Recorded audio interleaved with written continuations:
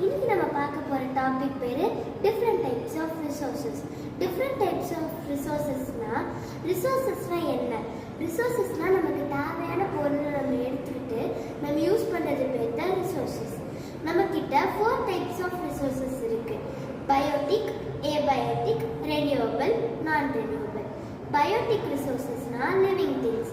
Example of biotic resources வந்து plants, animals and marine life. இப்போ நம்ம பார்க்க போறது வந்து abiotic resources.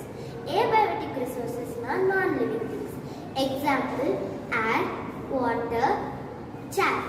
இதெல்லாம் வந்து example of abiotic resources. இப்போ நம்ம பார்க்க போறது renewable.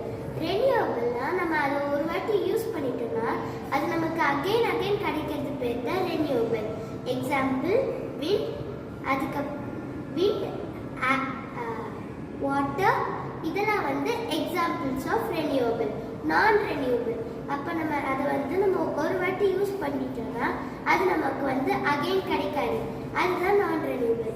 Example of non renewable வந்து ஆயில், நியூக்ளியர் அண்ட் கோல். அதெல்லாம் வந்து example of non renewable. Thank you.